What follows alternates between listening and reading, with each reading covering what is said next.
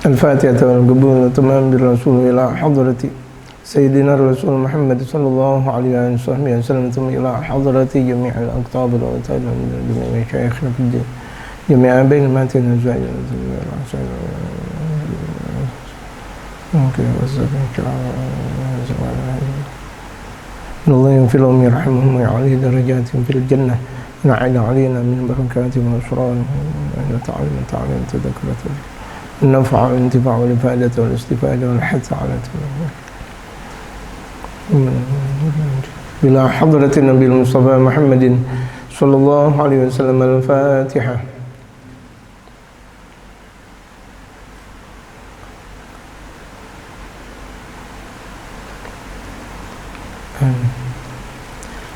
بسم الله الرحمن الرحيم. الحمد لله رب العالمين والصلاة والسلام على أشرف الأنبياء والمرسلين وعلى آله وصحبه أجمعين. أما بعد، وقد قال المؤلف رحمه الله تعالى وأدام النفع به وبعلومه في الدارين آمين. قال: ويؤدي الصبر عن المعاصي. Dan sabar dijalankan dari perbuatan-perbuatan maksiat. Telah berlalu kajian kita tentang bagaimana sabar dalam menjalankan taat. Kita sabar menjalankan taat. Orang-orang taat, kita taat terus, taat lagi taat. Sabar dalam ngaji, sabar dalam salat berjamaah, sabar dalam zikir, terus itu perlu kesabaran. Dan itu telah lalu Al-Habib Umar memberikan arahannya kepada kita. Dan sekarang beliau memberikan arahan bagaimana sabar dari berbuat maksiat. Orang-orang berbuat maksiat kita sabar. Apakah kita mau ikut dari perbuatan-perbuatan mereka? Na'udzubillah, tsumma na'udzubillah. Harus kuat, kita mempunyai pertahanan yang kuat. Ibarat orang kalau misalnya main sepak bola, kalau mau menang seluruh lini kuat. Di depan kuat, di pertengahan kuat, di back kuat, kipernya kuat. Itu seluruh lini harus kuat. Jangan sampai kiper kebobolan, jangan sampai itu yang di depan nggak masukin gawang.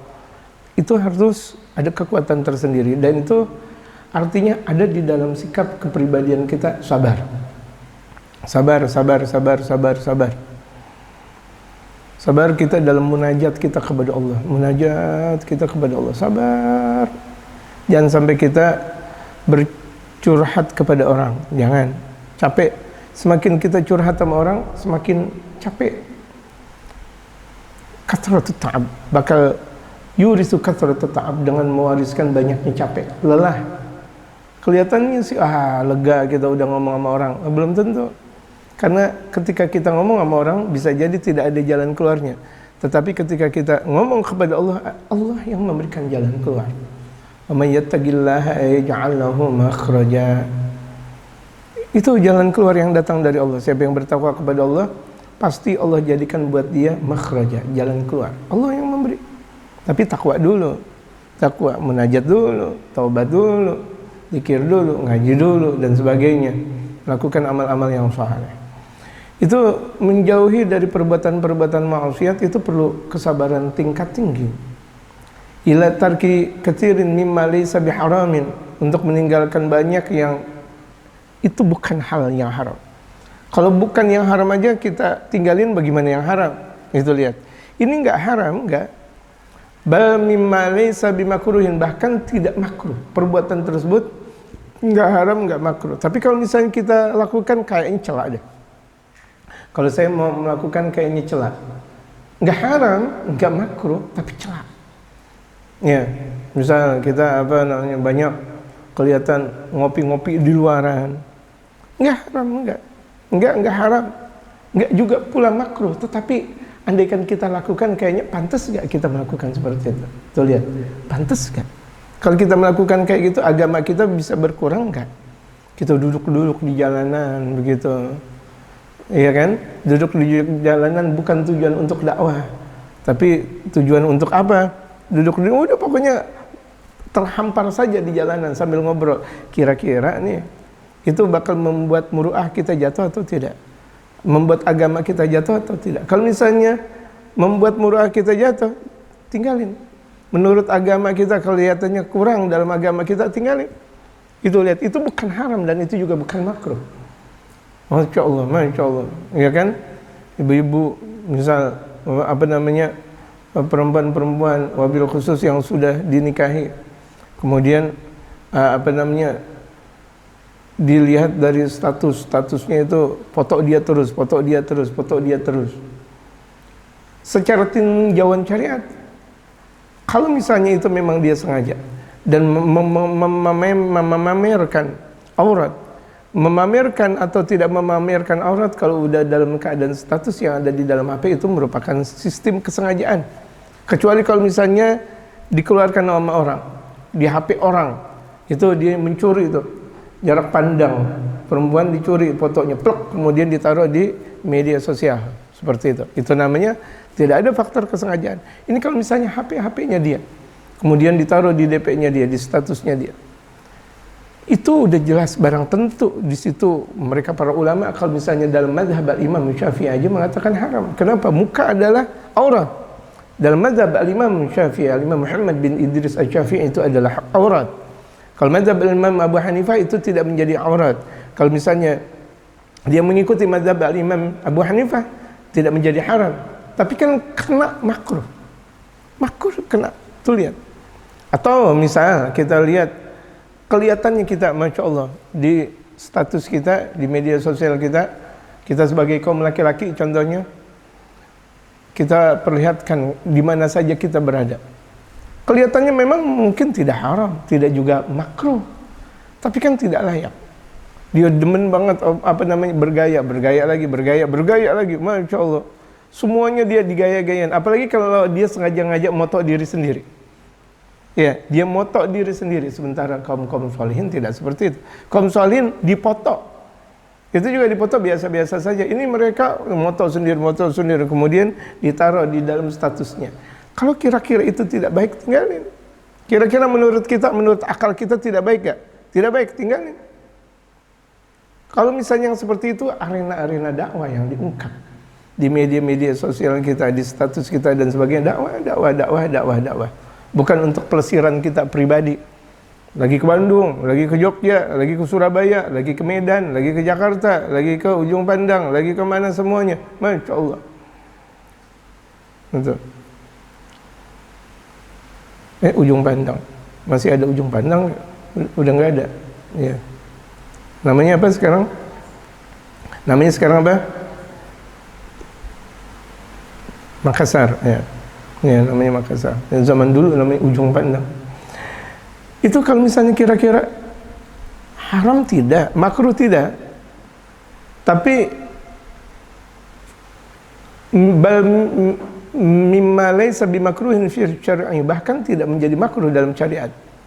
Tapi idza hakama al-'adlu anna fi'lahu wal qiyama bihi yungisu atau yungisu faidatan, namun ketika akal mengomentari, menghukum bahwa perbuatan dan mengamalkan tersebut mengurangi faidah, nggak ada manfaatnya nih.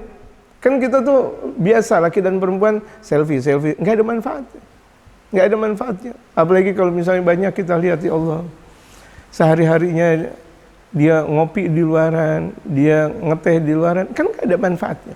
Kalau misalnya mau beli kopi di rumah aja, kalau mau beli teh di rumah aja, kenapa harus di luar? Kebanyakan makan di luaran. Kalau misalnya mau beli untuk lebih irit, kalau dia sayang kepada keluarga, beli aja untuk di rumah, makan dengan anak dan istrinya. Kebutuhan yang wajib itu sebenarnya kita semuanya mampu. Insya Allah nggak jadi orang-orang miskin. Insya Allah. Cuma gaya yang membuat duit kita pada keluar. Gaya minumnya yang di di tempat ini dan gitu. Harganya aja udah puluhan ribu.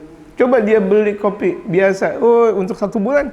Ya kan, ini gaya minum, teh, makan dan sebagainya. Kemudian habis itu nggak punya duit. Itu kesalahan total. Memang duit dia. Enggak dia yang komentar. Cuma ketika dia nggak punya duit, kan dia gigit jari dengan sendirinya. La haula wala quwata illa billahil aliyil azim. Kan mengurangi faidah.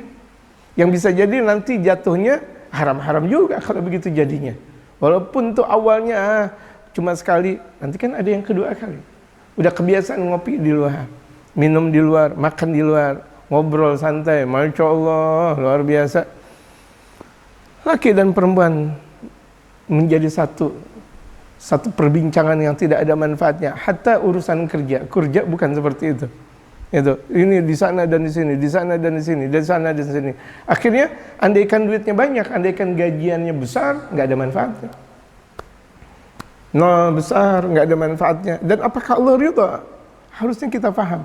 Ketika kita kalau misalnya keluar, kita makan, minum di luar atau gaya di sana, kira-kira Allah ridha nggak? Rasulullah ridha nggak? Harusnya akal mempunyai peranan seperti itu. Kalau akal kita kuat, kita bakal melihat, kayaknya nggak pantas. Tinggalkan. Da'ma yaribuka ila ma la yaribuk. Tinggalkan sesuatu, da'ma yaribuka. Tinggalkan sesuatu yang membuat ragu kepada engkau. Ila ma la yaribuka. Dengan segala sesuatu yang tidak membuat ragu. Kalau yang ragu tinggalin. Da'ma yaribuka ila ma la yaribuk. Aw yahulu bainahu wa baina martabatin rafi'atin. Atau bakal merubah antara dia dan antara derajat yang tinggi. Yang tadinya dia punya derajat tinggi, gara-gara dia melakukan seperti itu, rendah dia, nggak dipandang orang. Kenapa? Masya Allah, kita lihat terkadang baju, ini lihat baju saja ada sebuah sensasional tersendiri. Kalau dia mempunyai baju untuk melakukan ibadah, alhamdulillah. Berapa banyak baju yang kelihatannya sih untuk menutup aurat, tapi kenapa harus baju ditulis-tulis? Baju ditulis-tulis. Dilihat secara hukum haram, tidak haram. Karena memang tulisannya masih boleh-boleh saja. Dilihat secara hukum makruh, mungkin tidak. Tapi apakah pantas? Apalagi ada seorang da'i, ada seorang ustaz, kiai, kemana-mana pakai baju yang bertuliskan ini, I love, saya nggak ngerti. I love ini dan ini, kan nggak pantas. Nggak pantas. Allahu Akbar. Atau pakai baju-baju, dia seorang muslim, dia laki, pakai baju-baju yang matching. Waduh, baju-baju persis seperti baju perempuan. Yang perempuan aja tidak diperbolehkan untuk pakai baju-baju yang matching banyak banget. Masya Allah, Masya Allah, yang Swarovski-nya itu luar biasa banyak. Ada jutaan Swarovski di sini. Allahu Akbar. Itu kan jadi perhatian orang. Kalau itu adalah perempuan tidak boleh, bagaimana itu adalah kaum laki-laki? Nah, lihat, ini akal yang berperan di sini jamaah sekalian. Sensasional. Bukan dia mencari ridhonya Allah, tetapi dia mau mencari sensasi. Dan sensasi itu tidak ada yang diridhai oleh Allah Subhanahu wa taala. Dia cuma mau, kalau sensasional, dia mau mencari pertimbangan dari orang. Biasanya tuh yang kayak gitu biar kelihatan terkenal. Yang kelihatannya yang kayak begitu biar kelihatan terkenal, tapi kelihatan terkenal yang buruk gimana? Tidak diridhai oleh Allah Subhanahu wa taala. Tuh lihat. Yang tadinya kita tinggi kemudian jatuh gara-gara seperti itu. Peci dilagu-laguin. Udah benar peci, kenapa harus pakai dilagu-laguin? Kemudian jilbab, benar baju jilbabnya udah benar. Kemudian terkadang di sini dibuka tuh jilbab. Di sini tertutup, di sini dibuka. Kemudian di sini ada lagi. Jangan pakai sensasi-sensasi. Jilbab itu untuk nutup aurat. Ada udah baju jilbabnya bagus tapi tipis. Ada tuh jilbabnya udah bagus tapi pendek. La haula wala quwwata illa billah. Apakah kita tidak pernah belajar tentang jilbab istri-istrinya Rasulullah? Apakah kita tidak pernah belajar tentang jilbab putri-putri Rasulullah? Itu yang kita pakai. Bukan terlihat gaya. Kan sekarang luar biasa. Pakai si jilbab tapi gayanya membuat perhatian orang lain. Masya Allah, tuh lihat tuh lihat. Orang-orang semua pakai jilbab ini, dia pakai jilbab ini biar kelihatan orang. Itu juga nggak benar. Itu tidak benar. Akal berperan di situ. Kayaknya nggak benar nih, jatuhin diri. Jatuh. Tuh lihat, Masya Allah. Jadi sesuatu yang bisa menjatuhkan diri dan atau agama kita bisa jadi perbuatan yang haram itu udah pasti. Makruh. Atau bahkan tidak haram, tidak makruh, tetapi menurut kenyataan kelihatannya tidak benar. Jauhkan. Itu timbangan mizan syariah, dan itu adalah timbangan syariat. Jadi alangkah indah apa yang telah dikatakan oleh Habib Umar di sini, Masya Allah. Au khairin yakun lahu fid dunya aw fil akhirah. Atau merubah dari kebaikan dia dunia atau akhiratnya. Yang tadinya baik kelihatannya jadi nggak pantas tuh dia. Ngapain? Udah benar-benar pakai begini. Kemudian dia tampil pakai yang pakaian-pakaian selebor apa semuanya. Udah benar dia pakai pakaian sarung atau sorun. Keluar tahu dia pakai celana celana kolor olahraga yang kelihatan bentuk ini. Ngapain? Itu kan menjatuhkan wibawa dan sebagainya. Allahu Akbar. Segala sesuatu yang kita pakai yang masih kemudian nonjol auratnya haram hukumnya. Kita pakai baju atau celana tapi masih terlihat nonjol kemaluannya, sesuatu yang tidak boleh untuk dipamerkan, haram. Lekuk-lekukan badan, lekuk-lekukan pantat, apalagi si perempuan. Masya Allah, udah pakai celana levis ketatnya luar biasa, haram jadi. Itu bukan jadi makruh lagi, haram. Jadi perlu nih mizanu syariah. Nah, hadza sabru yuaddi ila husni tagabbulil insan. Sabar ini bakal mengarahkan kepada kebaikan menerimanya manusia. Jadi kita jangan berlaga-laga, jangan kita mau tampil sensasional kepada orang, jangan. Orang muak, udah kita istiqomah apa adanya, udah apa adanya, nikmat apa adanya. Pakaian yang kita pakai apa adanya, nikmat, nggak pakai gimana-gimana. Nggak pakai nyentrik-nyentrikan rambut udah benar-benar dinyentrik-nyentrikin, peci udah benar dinyentrik-nyentrikin, kemudian jilbab tuh kaum perempuan udah benar dinyentrik-nyentrikin. La haula wala quwata illa billahil aliyil. Yang nyentrik itu harganya gede, benar kan? Untuk membuat nyentrik kan diungkapkan. Ekonomi kita sebenarnya kalau untuk yang wajib sebenarnya udah bisa. Cuma terkadang kita mau belaga seakan menjadi orang kaya, itu yang akhirnya tuh kita akhirnya jatuh miskin. Udah bener makan dan minum, akhirnya mau makan ini dan itu, mau makan ini dan itu, akhirnya menjadi turun. Itu yang pada akhirnya gajian per bulan habis gara-gara yang itu. Dan itu umum di dunia timur mau di dunia barat. Kenapa? Mau tampil beda. Ya tampil bedanya seperti itu. Kalau mau tampil beda, orang-orang belum baca Quran dia udah baca Quran dong. Orang-orang belum hafal Quran, dia hafal Quran dong. Orang-orang belum zikir, dia zikir dong. Orang-orang belum datang ngaji, dia datang ngaji dong. Itu yang namanya tampil beda kebaikan. Itu. Limukhtalafil ahdathil waqi'ati alaih. Karena berbedanya keadaan. Bedanya keadaan. Dia mau tampil beda ini dan itu, jangan. Kita ikutin salaf kita. Wa khairut tariqu aslafi salihin, dan sebaik-baik jalan itu adalah jalan aslafnya yang saleh. Wa haula'i qaumun qad wasalu ila rabb, dan mereka adalah kaum yang sudah sampai kepada Allah.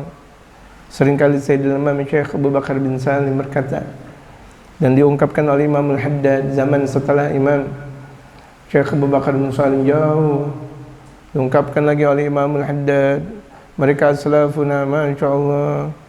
Terus lagi jauh di zaman Al-Imam Al-Habib Alwi bin Syahabuddin Al-Akbar, komentar lagi, ya Allah, sekarang sudah tidak ada aslaf seperti aslaf dahulu yang sudah menjaga agamanya dengan kuatnya. Sekarang mana sekarang tulis. Terus diungkapkan lagi oleh generasi setelahnya, Al-Habib Abdul Mansur bin Muhammad bin Salim bin Habib, berkata lagi, ya Allah, mana tindakan kita seperti salaf. Mana salaf saja kalau keluar dari kamar mandi bercahaya, mana kita keluar dari majlis taklim. Terus setelahnya Al-Habib Umar berkata lagi, ya Allah, dan ungkapan tersebut dari Tarim Abdul Maut. Terus ungkapan lagi, ungkapan melihat betapa kecewanya mereka terhadap kondisi yang ada. Itu di Tarim. Bagaimana kalau misalnya dilihat di Indonesia? Allahu Akbar. Atau di alam dunia ini secara lebih menyeluruh. Jalla jalaluh, Allah Subhanahu wa taala yang maha agung, yang maha tinggi berfirman, Abasyiris sabirin, berikan kabar gembira buat orang-orang yang sabar.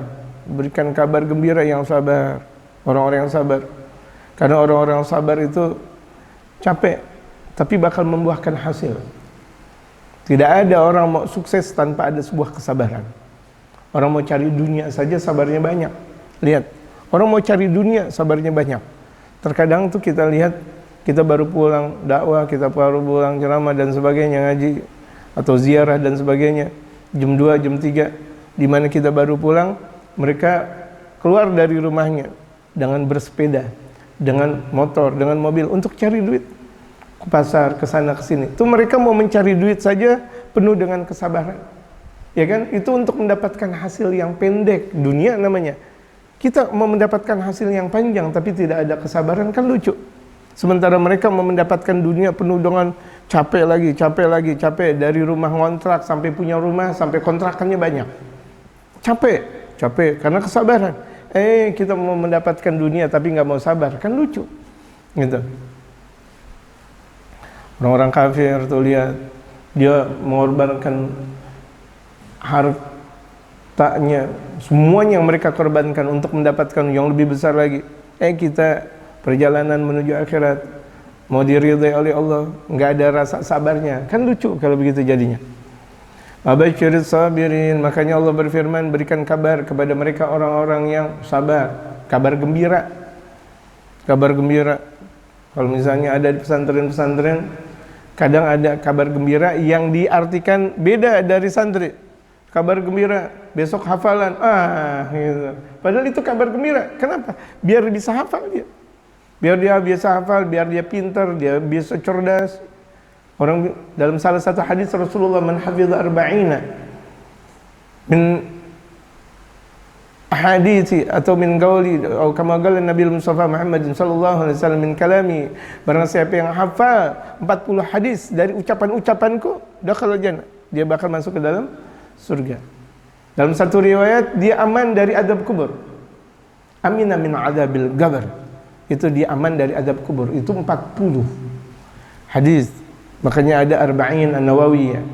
Al-Habib Umar dalam kitab Mukhtarul Hadisnya 50-an hadis. Kemudian Nurul Imannya 50-an hadis. Dan itu kenapa? Biar orang-orang paham melebihi dari target yang 40. Maksudnya apa? Biar dia aman di dalam kubur. Kalau orang aman di dalam kubur, alhamdulillah. Gitu. Orang kalau udah buruk di dalam kubur, naudzubillah, udah tanda kesulitan. Semuanya tergantung ketika di dalam kubur. Alladzina idza asabatuhum musibah, yaitu orang-orang yang sabar kalau misalnya mereka tertimpa musibah, kalau mereka berkata innalillah wa inna ilaihi raji'un. Innalillah wa inna ilaihi raji'un. Ya Allah, innalillah. Lagi kita suka dengan keluarga kita, keluarga diambil oleh Allah. Innalillah. Kita lagi punya kerjaan, tahu-tahu kerjaan nggak ada. Kita lagi punya pamor diambil sama Allah. Kita lagi punya harta diambil sama Allah. Innalillah. Musibah. Tapi musibah akhirat jauh lebih besar daripada musibah dunia. Berapapun orang tidak mempunyai harta, tidak mempunyai pekerjaan, tidak mempunyai apa-apa di dunia, itu tidak ada apa-apanya daripada musibah akhirat. Musibah akhirat lebih besar daripada musibah dunia. Musibah akhirat, dia tidak peduli kepada anak-anaknya. Hartanya banyak, tapi dia tidak peduli kepada anak-anaknya. Antara maghrib dan isya di mana anak? Antara zuhur asar di mana? Di pagi-paginya berkawan kepada siapa anak-anak kita? Itu harus kita tahu. Di mana anak-anak kita? Harus kita tahu. Itu musibah besar. Na'udzubillah min dzalik. Ketika salah dalam keadaan pergaulan. Al-mar'u ala dini khalil. Seseorang itu tergantung kepada agama temannya. Kalau misalnya dia punya teman saleh, alhamdulillah. Itu makanya pentingnya pesantren. Pentingnya pesantren daripada non pesantren. Coba lihat, kan ada iklan-iklan di mana kalau di pesantren itu baca kitab, baca Quran dan semuanya. Tapi coba lihat kalau di luar pesantren tersebut.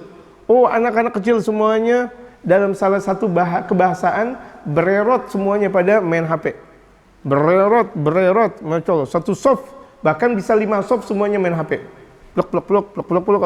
Atau kalau misalnya perempuan yang tidak ikut pesantren, misalnya satu sama lain, yang satu dari soft pertama, kedua, ketiga, dan keempat, yang satu megang pala, yang dua megang pala yang pertama, yang tiga megang pala yang kedua, yang keempat megang tiga. Itu semuanya pada nyari kutu dan sebagainya. Zikirannya mana? Dia nyari kutu. Udah ketemu kutu, digigit lagi. La haula wala quwwata illa billahil aliyyil azim. Allah Akbar, tidak ada rasa geli-gelinya. Allah Akbar. Ini jauh. Coba perempuan yang pesantren dibaca kitab enak dan sebagainya, santai, nikmat. Di pagi hari baca Quran, di luar kemudian baca lagi. Beda memang. Makanya coba disiplinkan anak kita, disiplinkan keluarga-keluarga kita. Kan itu udah pembahasan yang lalu dari ungkapan apa yang telah diungkapkan oleh Habib Umar di kitab yang sudah kita bahas. Ulaika alaihim salawatu min rabbihim wa rahmah. Mereka orang-orang yang sabar. Buat mereka adalah kasih sayang dari Tuhan mereka. Rahmah, kasih sayang. Kalau salawat itu kasih sayang banyak. Penghargaan yang tinggi, warahmah, kasih sayang. Itu keagungan yang Allah berikan, kebesaran kepada mereka orang-orang yang sabar. Wa ulaika humul muhtadun, dan mereka orang-orang yang sabar adalah mereka orang-orang yang diberikan petunjuk. Jadi kalau kita mau dapat petunjuk, sabar dulu. Oh ya Allah berikan petunjuk, tapi dia nggak sabar. Jadi kalau misalnya kita mau dapat petunjuk dari Allah, banyakin sabar. Doa lagi, belum diterima, doa lagi besok. Belum diterima, besok lagi. Belum diterima, kita terkadang nggak ada sabar. Saya doa nggak diterima-terima mulu, hasil saya duit dikit-dikit mulu. Allahu Akbar, Allah lagi mengetes engkau, keimanan engkau. Dan juga Allah sayang jeritan engkau, munajat engkau, Allah sayang. Kita udah terlanjur buruk sangka kepada Allah Subhanahu wa taala. Kok doa saya nggak diterima-terima, orang minta duit dikasih, saya minta duit nggak dikasih. Allah lagi dengerin munajat kita. Sementara Allah demen munajat kita, kenapa kita tidak demen? Kita bermunajat kepada Allah, akhirnya udah dah. Orang lain dapat, saya ya Masya Allah yang ngaji, yang zikir, yang tahlil dan sebagainya, maulid, dan doa nggak diterima-terima, padahal diterima, cuma belum diperlihatkan oleh Allah Subhanahu wa taala. Ya kan? Berapa banyak doa yang dihantarkan kepada Allah, semuanya diterima, cuma Allah tidak memperlihatkan. Allah melihat sabarnya makin tinggi. Allah juga memperlihatkan ketinggian derajatnya di sisi Allah. Terkadang kita dalam sabda Rasulullah, walakinnakum tasta'jilun, namun kalian mau buru-buru saja. Mau buru-buru saja. Sabarin aja udah dulu, sabar. Belum diterima, hakikatnya sudah diterima. Cuma kita belum sabar aja, sabar lagi, sabar. Sabar lagi. Lihat mereka para ulama-ulama soleh dalam mendirikan pesantren. Lihat Al-Habib Umar, guru kita. Ketika mendirikan Darul Mustafa, sebelum ada Darul Mustafa, betapa luar biasa beliau ngajak santri-santrinya di rumah beliau, di masjid yang ada dekat rumah beliau, ditaruh di atas masjid, ngaji. Nggak gimana-gimana. Nggak memaksimalkan, nggak memaksa-maksa, oh saya harus beli ini, beli itu. Enggak, Habib Umar dakwah. Beliau dakwah. Beliau mempunyai kehandalan dalam dakwah, keilmuan yang luar biasa. Tidak memaksa untuk harus dakwah di sana dan di sini, harus membeli ini dan itu. Enggak. Sabar. Ada dapat duit, alhamdulillah, beli perlahan. Oh, sabar. Kalau kita nggak sabar, ya Allah, dari awal misal mau bikin ini nggak sabar, mau bikin itu nggak sabar, nggak bakal hasil. Kita lihat ada orang punya tukang tempe. Awalnya sih tempe, mau beli gabung, tahu-tahu dia sekarang si raja tempe. Sabar. Dia sabar, dari dia bawa tempe jalan kaki sampai punya sepeda, sampai punya motor. Tapi kan dia sabar. Sabar lagi, akhirnya mempunyai pabrik tempe, akhirnya mempunyai cabang. Sabar, dia jujur, dia sedekah, dia wajibnya zakat, kemudian sedekah lagi, dekat dengan mereka para ulama, dekat dengan majelis. Sabar namanya, hasil. Kalau kita enggak sabar, naudzubillah min dzalik. La haula wala quwata illa billah, yang maha memberikan Allah Subhanahu wa taala. Kalau Allah mau memberi, silakan, itu memang udah pemberian yang datang dari Allah. Tidak ada yang bisa mengelak. Yang penting sabar dulu. Apakah ada batasan sabar? Kajian kita sudah kita bahas, tidak ada batasan sabar. Sampai kapan? Sampai kita dijemput ajal oleh Allah Subhanahu wa taala. Sabar. Meninggal pula sabar. Iya kan?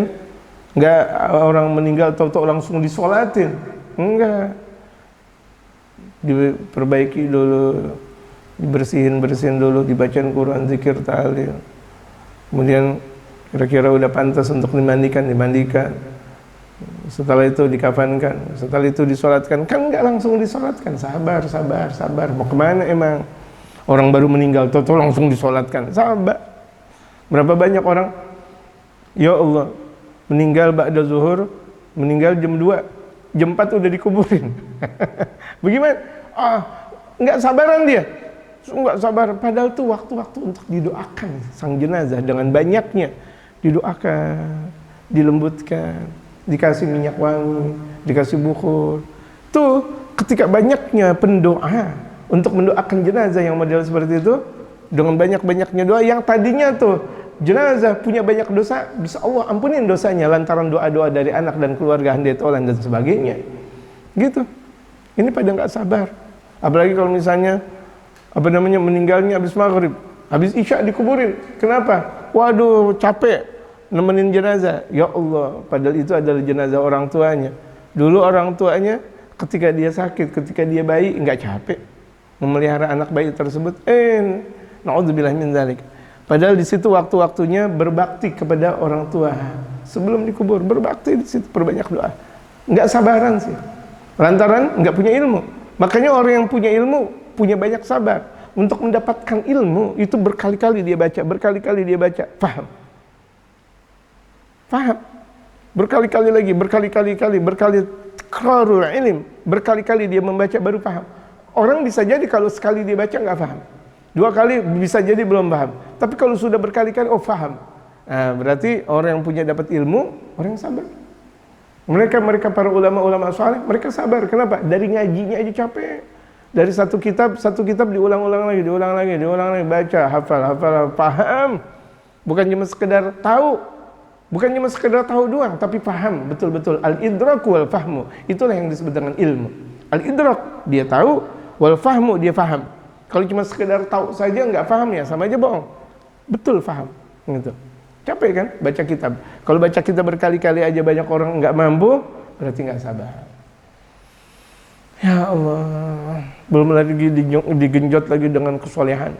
Sabar gak dia? Gitu. Dan keikhlasan, sabar gak dia? Dia menebarkan ilmu ikhlas karena Allah, dia sabar gak? Gitu. Kalau Umar bin Al-Khattab ya radhiyallahu anhu, Sayyidina Umar bin Al-Khattab yang Allah ridha kepada beliau berkata, ni'mal idlani wa ni'mal alawah. Ni'mal idlani wa ni'mal alawah. Nanti kita bahas apa yang disebut dengan ni'mal idlani wa ni'mal alawah. Itu dalam firman Allah, ulaika alaihim salawatun mir rabbihim wa rahmah. Mereka orang-orang yang sabar, diberikan kepada mereka kasih sayang, penghargaan tertinggi dari Tuhan mereka, yaitu Allah wa rahmah, dan kasih sayang. Jadi itu kasih sayang Allah, rahmahnya Allah, itu ni'mal idlan wa ni'mal alawah. Itulah yang disebut dengan ni'mal idlan. Wa ulaika humul muhtadun. Yang disebut dengan ni'mal idlan, mereka dapat kasih sayang Allah dengan banyaknya. Wa ulaika humul muhtadun, dan itu yang disebut dengan ni'mal alawah, dan mereka mendapatkan petunjuk. Jadi ni'mal idlan wa ni'mal alawah maksudnya beruntung, sebaik-baiknya mereka, yaitu orang mendapatkan kasih sayang Allah dan mendapatkan petunjuk dari Allah.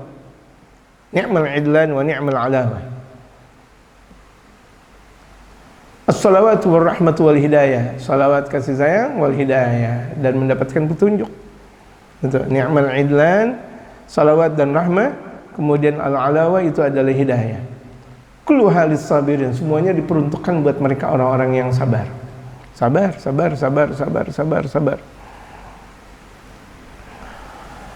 Fama a'zama manzilatis sabri 'inda Allah. Alangkah agungnya kedudukan sabar di sisi Allah tabaraka wa ta'ala. Allah yang maha memberikan keberkahan, yang maha tinggi. Wa ma ahwajal 'aqilu ilaih. Dan sungguh orang yang berakal butuh kepada kesabaran. Kalau kita merasa berakal, butuh sabar. Butuh sabar lagi. Ibu-ibu kalau lagi masak aja sabar. Lagi masak ikan. Plok. Wow, sabar dia. Ada berapa banyak tuh perempuan-perempuan ketika lagi masak ikan, 1 kilo dari ikan. Kenapa? Takut apa? Takut kena percikan-percikan panasnya minyak. Lari semuanya. Tapi sabar. Terkadang ada seperti tutup panci di sini. Sabar. Terus bikin gorengan, sabar. Kemudian bikin susu buat anak tengah malam, sabar. Kemudian sabar, semuanya perlu dengan sebuah kesabaran. Puasa di bulan suci Ramadan, mudah-mudahan Allah sampaikan kita ke dalam bulan suci Ramadan, amin. Ya kan? Lagi asik-asiknya tidur dibangunin, ayo bangun sebentar tahajud, kemudian sahur, tuh lihat. Sabar. Istri-istri pada bikin sahur, lebih sabar lagi. Masya Allah, capek. Siapa bilang gampang? Capek. Walaupun cuma sekedar makanan biasa saja, kan bangunnya itu, tapi di situ kesabaran. Dan dalam sahur di situ ada keberkahan. Tasahharu fa inna fis suhuri barakah.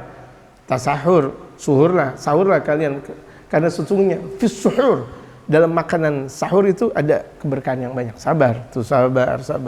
Bangun malam di bulan suci Ramadan ada tarawih namanya 20 rakaat, sabar. Ada witir 3 rakaat, sabar. 11 rakaat bahkan, sabar. Itu namanya sabar, bukan menurut maunya kita.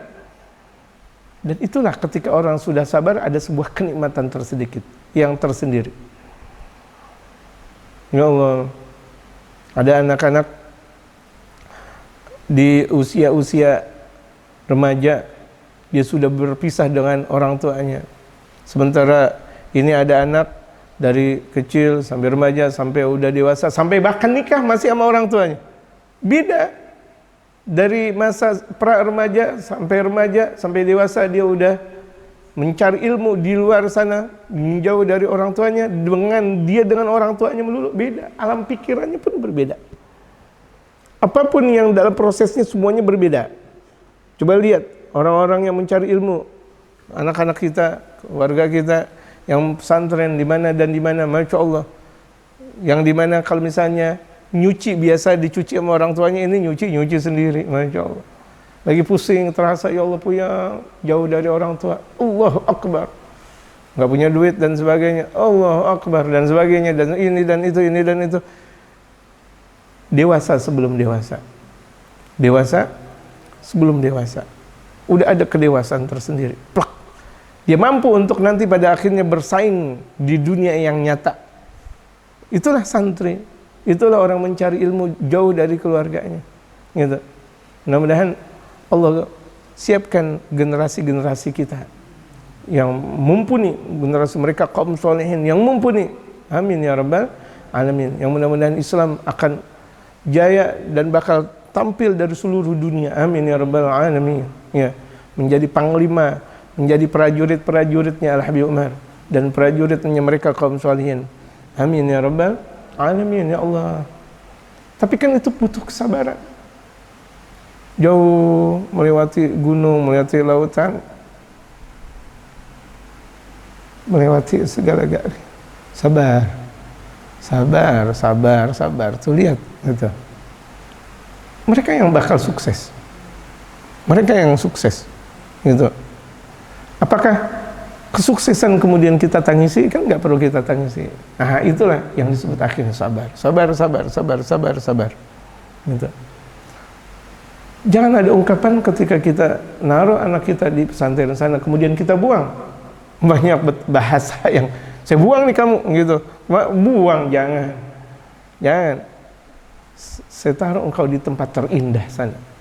Gitu. Saya taruh engkau di tempat terindah. Di majelis pesantren, di mana, masya Allah. Ya Allah.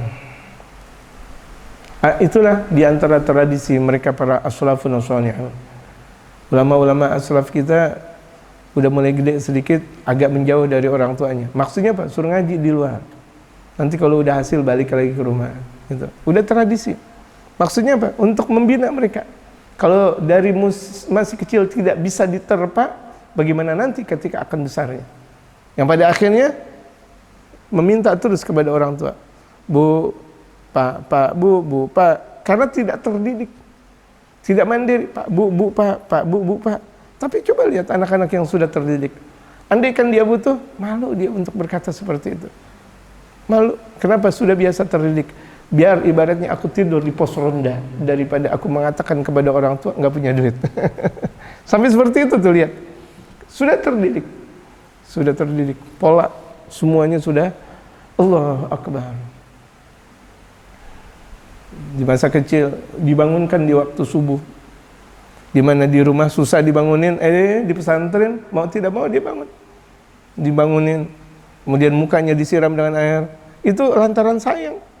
Sayang, guru sayang kepada murid-murid, sayang, ayo ba'da subuh baca zikiran lagi sampai waktu isyraq. Apakah itu strength sang guru? Tidak, sayang. Terus lagi ngaji lagi, ngaji lagi. Apakah itu tidak sayang? Sayang. Gitu. Fama a'zama manzilati sabri 'inda Allah tabaraka wa ta'ala wa ma ahwajal 'aqilu ilaihi wa inna nara ghairal mu'minina. Kita lihat nih orang-orang yang selain mukmin, orang-orang kafir, lihat. Yasbiruna 'ala masyaqin katsiratin. Mereka sabar terhadap kesulitan-kesulitan yang banyak. Masyaq itu jamak, mufradnya masyaqqah. 'Ala masyaqin katsiratin, dengan kesulitan-kesulitan yang banyak, liyaqta'u 'ala anfusimul masyakil. Tujuannya agar mereka melepaskan keterbelengguan diri mereka dari kesulitan. Biar enggak susah. Nih biar nanti waktu tua nih enggak susah, nih mereka kerja. Habis-habisan mereka kerja lagi.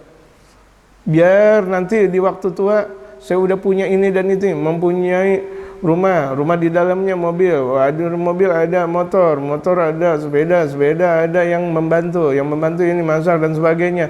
Ini dan ada kenyamanan tersendiri. Tujuannya seperti itu. Itu kan artinya tujuan jangka pendek, itu yang namanya dunia. Dikatakan oleh Habib Umar, mereka sabar. Mau mencari dunia, sabar. Terkadang pergi untuk mencari dunia atau kerja sampai di luar negeri, mereka sabar. Kesana dan kesini, mereka sabar.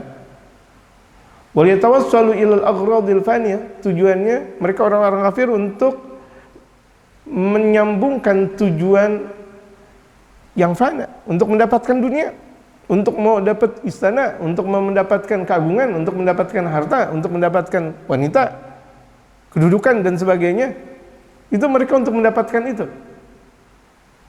Mereka sungguh-sungguh. Tuh lihat, dari jam 3 dini hari mereka keluar, pulang lagi udah jam berapa, mereka cari lagi, berangkat lagi. Oh capek. Fakaifa haluna, bagaimana keadaan kita, nih kata Habib Umar. Jamaah kaum muslimin, fakaifa haluna, bagaimana keadaan kita, ma'asyara man aman, segenap orang yang beriman kepada Allah. Ala nasbiru ala ma bihi tahsilu sa'adatil abad. Apakah kita tidak sabar untuk kita bakal mendapatkan kebahagiaan yang selama-lamanya? Kita mau mendapatkan kebahagiaan selama-lamanya untuk akhirat. Ngaji enggak sabar, salat berjamaah enggak sabar, baca Quran enggak sabar, sedekah enggak sabar, zikiran enggak sabar. Allahu Akbar. Bagaimana?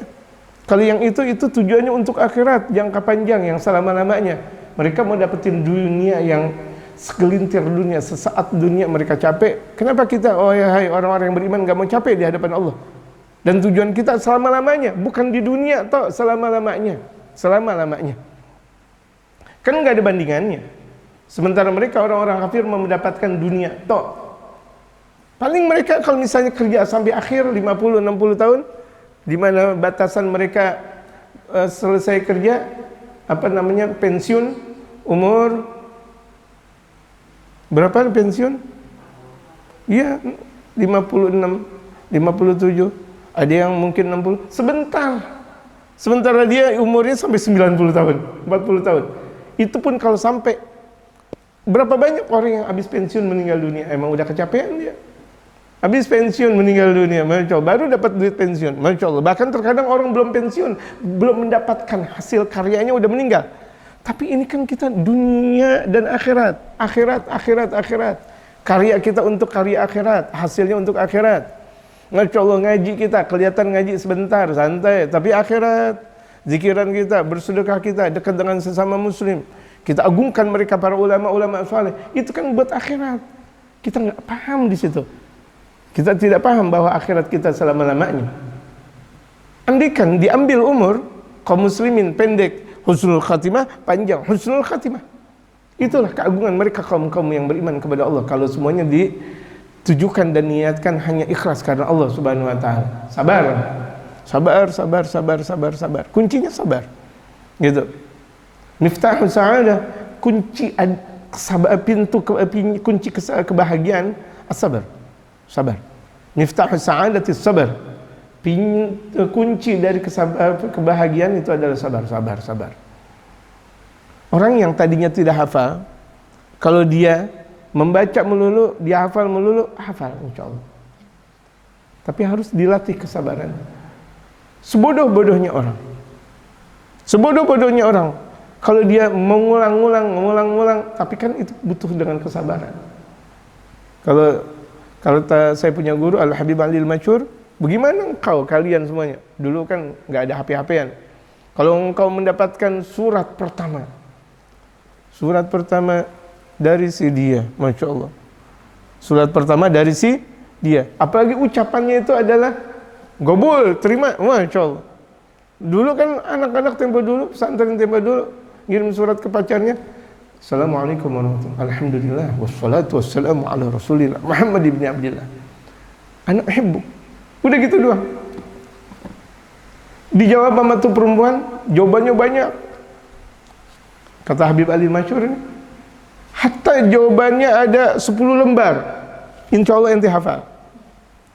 Hafal gak kata Habib Ali Masyhur? Hafal Habib. Iya, karena ente sayang, cinta.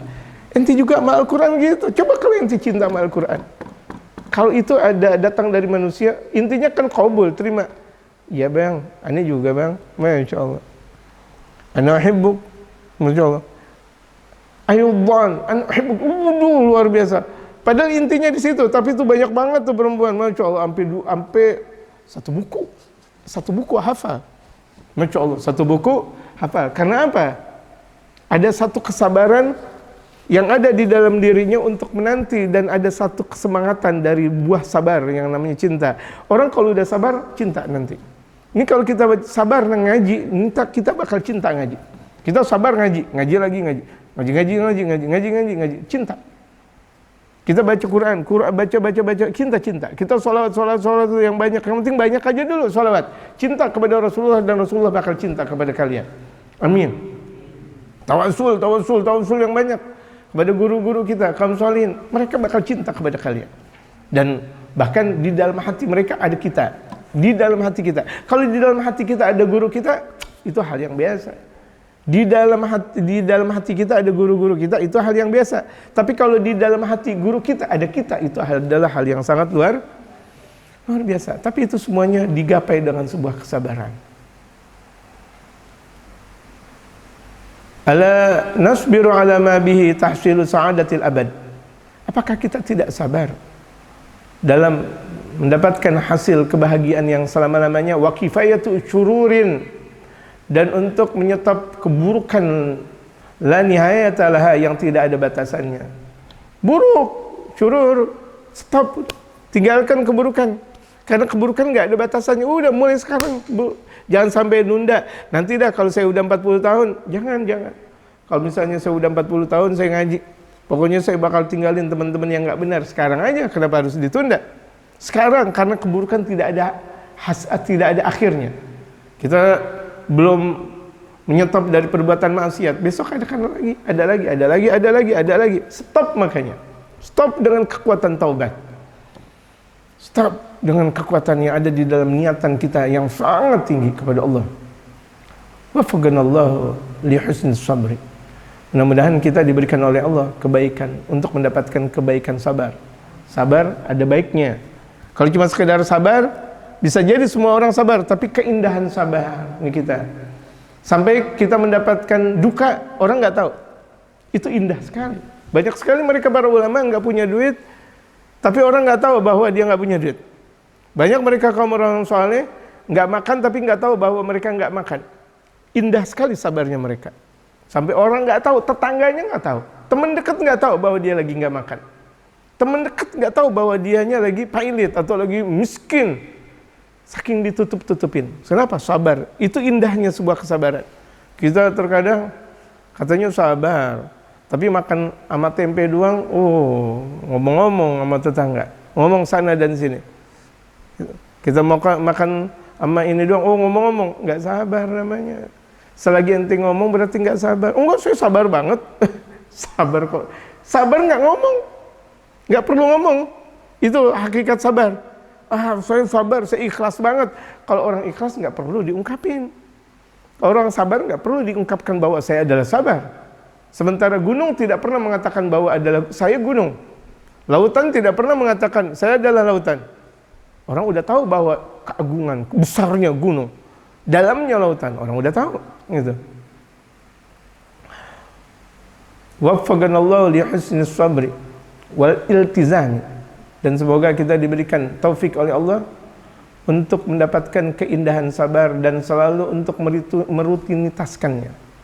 Rutinin sabar bersedekah. Tuh lihat, kita bersedekah setiap hari. Jangan kita bilang, aduh cukup dah saya sedekah, astagfirullah. Tidak, sabar lagi. Oh saya sedekah, saya nggak dapat duit. Tujuan kita bersedekah, kita cinta Allah dan Rasulullah.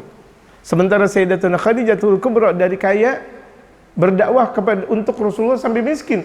Berapa banyak orang miskin dia banyak sedekah tujuannya menjadi orang kaya. Banyak kan orang, saya pokoknya mau sedekah biar saya kaya. Beda sekali dengan Sayyidatuna Khadijah. Beda sekali dengan istri-istrinya Rasulullah. Beda sekali dengan as-salafun as-salihun. Beda sekali dengan mereka para ulama-ulama kita. Yang ulama-ulama kita bersedekah dari kaya sampai miskin. Mereka betul-betul berdakwah di jalan Allah Subhanahu wa taala. Ya Allah, mana yang sudah kita ungkapkan kepada Allah Subhanahu wa taala? Waktu sudah berlalu tapi kita tidak pernah menggembirakan hati baginda Rasulullah Muhammad sallallahu alaihi wasallam. Hatta yu'tiyana minhu ajran bighairi hisab, sampai pada akhirnya Allah bakal memberikan kepada kita dari sabar tersebut pahala yang tidak ada hitungannya. Pahala nggak ada hitungannya. Ibarat orang dapat duit nggak berseri, itu ibarat. Masya Allah, dalam bahasa kan ada orang bilang tuh dia punya duit nggak berseri, berarti emang banyak banget tuh duitnya. Ada lagi. Nah, kita tuh dapat duit karunia dari Allah, kita diberikan karunia dari Allah nggak ada serinya. Berarti udah karunia Allah. Kita udah dekat kepada Allah, kita udah bahagia, kita udah sentosa, kita udah nikmat. Anak istri kita saleh dan saleha. Kemudian juga kita bisa untuk berkarya ini dan itu. Kemudian banyak orang hasil dari kita menjadi mereka kaum salihin. Kita banyak membantu ini dan itu. Itu berapa banyak tuh? Nah, itu kebanggaan yang artinya wajib dia syukuri kepada Allah Subhanahu wa taala. Hasil dari apa? Kesabaran. Hasil dari sebuah kesabaran. Innahu akramul akramin. Sesungguhnya dialah Allah Subhanahu wa taala semulia-mulianya yang memberikan kemuliaan. Innahu akramul akramin. Wa sallallahu wa sallam ala nabiyil mustafa sayyidis sabirin. Dan semoga Allah Subhanahu wa taala memberikan karunia kepada nabinya sang terpilih, al-Mustafa sang terpilih. Ya. Kalau ada namanya Mustafa, terpilih, pilihan. Nabi Muhammad pilihan dari yang lain. Pilihan, kalau udah dipilihan berarti orang terpilih, orang yang sangat diagungkan oleh Allah, dipilih sama Allah Subhanahu wa taala. Pilihan. Sayyidus sabirin, junjungan orang yang sabar. Nah, kalau kita mau ngikutin siapa sih junjungan orang yang sabar? Nabi Muhammad. Sabar lagi. Tidak ada batasnya sabarnya Nabi Muhammad. Mau dibunuh, di fitnah, digonjang-ganjing kehidupannya. Lihat kehidupan Nabi Muhammad. Lihat sirahnya Nabi Muhammad. Dalam sabda-sabdanya, dalam sejarah-sejarahnya, dalam hadis-hadisnya, Masya Allah, luar biasa. Ya Allah, itulah seagung-agung kita untuk melihat Sayyidus Sabirin, junjungan orang-orang yang sabar. Muhammadin, yaitu Nabi besar Muhammad, wa alihi, dan kepada keluarganya, wa sahbihi ajmain, dan keluarga para sahabatnya semuanya. Tuh lihat betapa keluarganya Nabi Muhammad sabar berdakwah sana dan sini. Sahabatnya Nabi Muhammad sabar berdakwah sana sini. Tanpa ada keluarga dan sahabatnya Nabi Muhammad, Islam tidak sampai ke Indonesia. Islam tidak sampai ke seluruh dunia. Tidak bakal sampai kepada penjuru dunia tanpa ada keluarga dan sahabat. Dakwah itu susah, jemaah. Kalau misalnya mereka zaman-zaman dahulu dari Hadramaut sana ke bumi pertiwi kita, ya Allah, terkadang di ratusan tahun yang lalu dengan sampan. Terkadang kita naik pesawat muntah. Naik pesawat muntah. Banyak orang naik mobil muntah. Masya Allah. Tapi pembahasan kita kenapa sampai ke situ ya jemaah sekalian? Padahal nggak ada niatan saya untuk ngomong kayak gitu nih. Tapi walhasil nggak ada masalah. Masukin aja dulu. Ya kan? Capek. Mereka muntahnya Masya Allah dari Hadramaut ke Indonesia. Kira-kira kalau mau dihitung muntahnya berapa tuh? Berapa ember? Kita terkadang Masya Allah. Ada terkadang mau ziarah Wali Songo atau ziarah yang sebentar aja muntah. Baru udah naik mobil muntah, kan lucu. Waduh, nggak kuat. Astagfirullahaladzim. Mereka kaum sholihin. Sabar nggak kali gitu? Sabar. Mereka tinggalkan keluarganya di Hadramaut sana atau di negara-negara Islam sana untuk berdakwah ke semenanjung dunia. Di antaranya ke Indonesia. Sabar mereka, sabar. Gitu. Makanya ada diungkap di antara dua cinta, antara Hadramaut dan Jawa.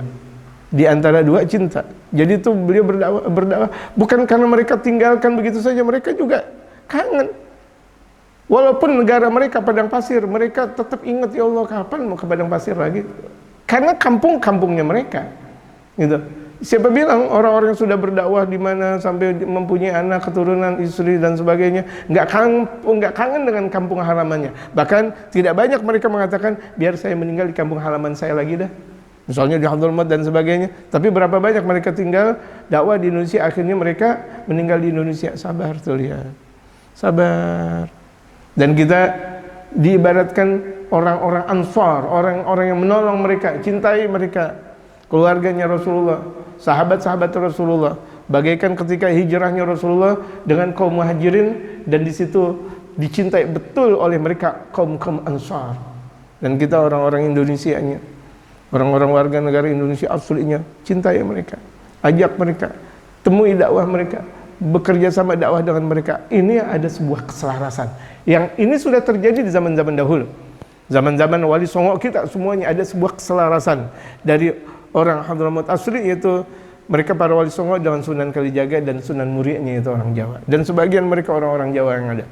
Kenapa? Ada satu keselarasan bagaikan kaum Muhajirin dan kaum Ansar. Walhamdulillahirabbil alamin. Fatihah al-Qubul tamam bi Rasulillah hadrati sayyidina Rasul Muhammad sallallahu alaihi wasallam. Al-Fatihah.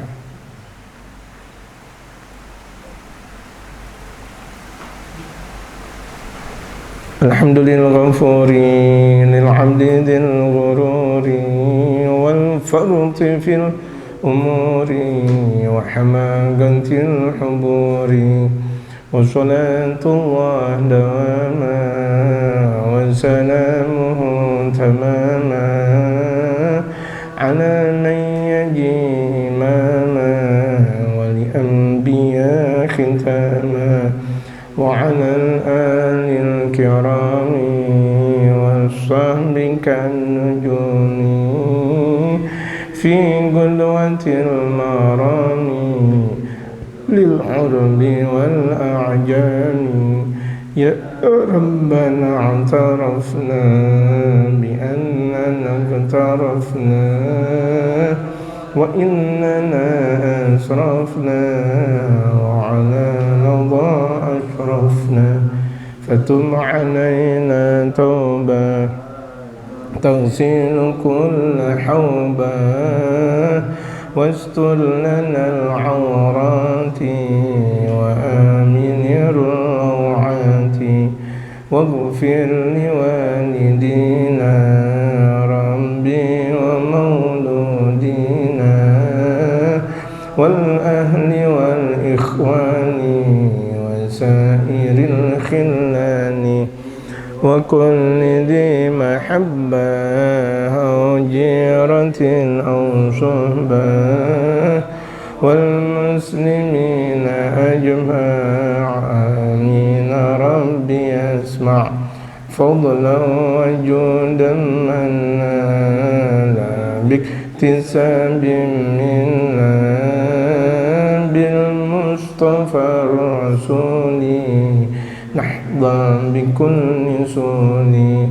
صلى وسلم ربي عليه عند الحب وآله وصحبه عداد طش الصحب والحمد لله في البدء والتناهي